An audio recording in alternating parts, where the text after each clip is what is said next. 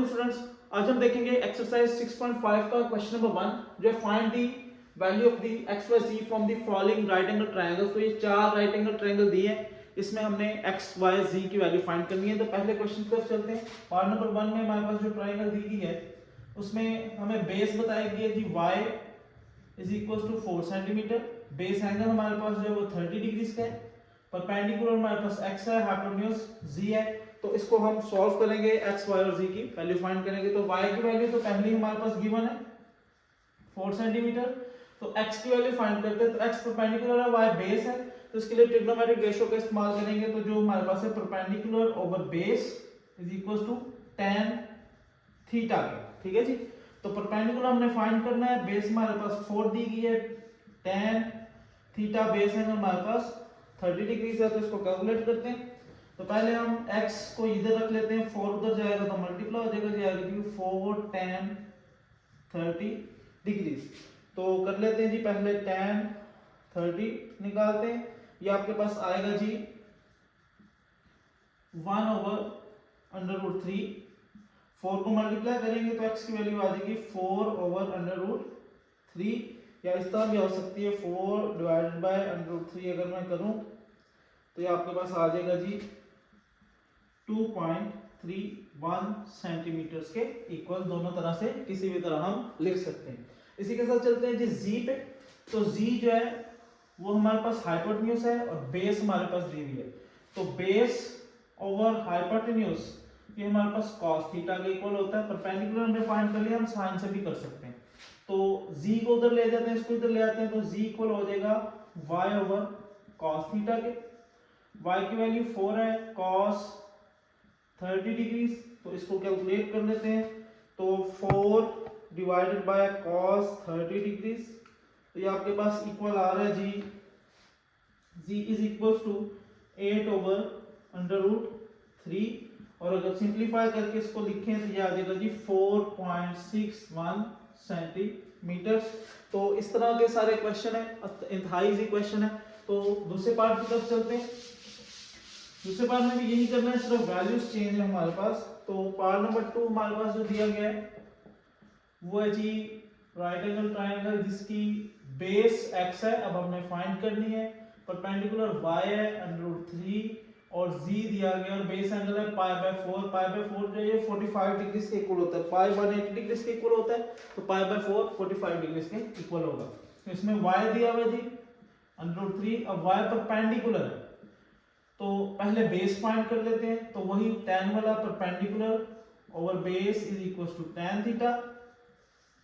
x को उधर ले जाते हैं, आ जाएगा y over tan theta is equal to x। y की वैल्यू √3 है, tan 45।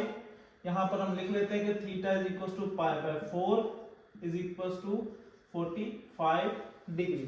तो इसको कैलकुलेट कर लेते हैं। तो √3 divided by tan 45 divided by tan 45, तो ये आपके पास आ रहा है जी x की वैल्यू मेरे पास √3 ही आ जाएगी, क्योंकि tan 45 1 के इक्वल होता है। तो x की वैल्यू आ जाएगी √3 सेंटीमीटर। इसी तरह अब हम x और y की वैल्यू आगे z की फाइंड कर लेते हैं। तो बेस या परपेंडिकुलर ओवर हाइपोटेन्यूज कर लेते हैं। परपेंडिकुलर y है, हाइपोटेन्यूज हमारे पास z है, इज इक्वल टू ये sin थीटा के इक्वल हो जाएगा। इसको अरेंज करेंगे तो y over sin theta is equal to ये आपके पास आ जाएगा जी z के। तो y की वैल्यू हमारे पास दी गई है जी √3 over sin 45 is equal to z। तो √3 डिवाइडेड बाय sin 45 ये आपके पास आ रहा है जी √6। तो z की वैल्यू जो आपके पास आएगी √6 सेंटीमीटर। तो अगर आप चाहें तो इसको आप जो है वो डेसिमल पॉइंट में भी लिख सकते हैं। तो इसी तरह क्वेश्चन है, बहुत आसान क्वेश्चन है, बस थोड़ी सी आपने प्रैक्टिस करनी है। तो पार्ट 3 पे चलते हैं। पार्ट नंबर 3 हमारे पास है जी एक ट्रायंगल दी हुई है, उसी तरह की राइट एंगल ट्रायंगल जिसकी बेस फाइंड करनी है, परपेंडिकुलर फाइंड करना है और हाइपोटेन्यूज इस बदला में 2 सेंटीमीटर का दिया गया है और बेस एंगल जो है वो 60 डिग्री है। अब इसको करते हैं जी, उसी तरह सॉल्व करेंगे। तो इसके लिए सबसे पहले मैं लिख लेता हूँ जी, हाइपोटेन्यूज हमारे पास है बेस, तो बेस ओवर हाइपोटेन्यूज इक्वल होता है जी cos थीटा के। तो इसको अरेंज कर लेते हैं, x is equal to g cos theta आ जाएगा, g की वैल्यू 2 है, cos थीटा की वैल्यू 60 डिग्रीज है, तो ये आपके पास आ जाएगा जी 2 मल्टीप्लाई बाय cos 60, तो ये आ गया जी 1 के, तो 1 डिग्री के सॉरी 1 सेंटीमीटर के ये इक्वल होगा। अगर आप मैनुअल तरीके से करना चाहते हैं तो cos 60 आता है जी 1/2, इसको कटिंग कर दें तो 1 आ जाएगा। दोनों तरह से आप कर सकते हैं, डायरेक्ट भी कर सकते हैं। अब निकाल लेते हैं जी perpendicular over hypotenuse is equal to sin theta, तो ये आपका सारा जगह y is equal to g sin theta, g2 है, sin थीटा की जगह पे 60 डिग्री, तो 2 sin 60 ये आपके पास आ जाएगा जी √3। मैनुअल करना चाहते हैं तो 2 वैसे आ जाएगा, sin 60 होगा जी √3/2 के, 2 से कैंसिल हो जाएगा, √3 सेंटीमीटर y की वैल्यू बचेगी। तो वही तरीका है, कोई मुश्किल काम नहीं है। लास्ट पार्ट की तरफ चलते हैं, तो लास्ट पार्ट में भी वही डायग्राम है, तो मेरा मशवरा है आपको कि आप वीडियो को पहले पॉज करके एक मरतबा खुद करने की कोशिश करें और फिर देखेंगे कि आपका वीडियो के साथ मैच कर रहा है कि नहीं। तो डायग्राम बनाता हूं मैं जी, तो डायग्राम में हमारे पास बेस दी गई है जी 4 सेंटीमीटर की, परपेंडिकुलर x है, z हाइपोटेन्यूज है और एंगल 45 डिग्री का है।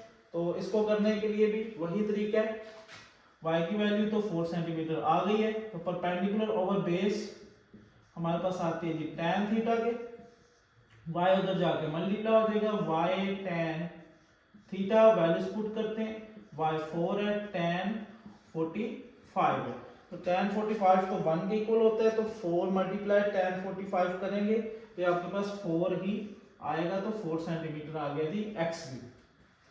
अब z निकाल लेते हैं, तो बेस ओवर हाइपोटेन्यूज इक्वल होता है जी cos थीटा के, तो इसको अरेंज करते हैं, z उधर चला जाएगा, cos इधर आ जाएगा, तो y over cos theta is equal to z, तो z आ जाएगा जी y ओवर cos थीटा के इक्वल, y की वैल्यू 4 है, cos 45 निकालेंगे, डिवाइड कर देते हैं जी 4 डिवाइडेड बाय cos 45, ये आपके पास आया जी 4√2 के इक्वल आ रहा है, तो ये आपके तीनों वैल्यूज आ गई।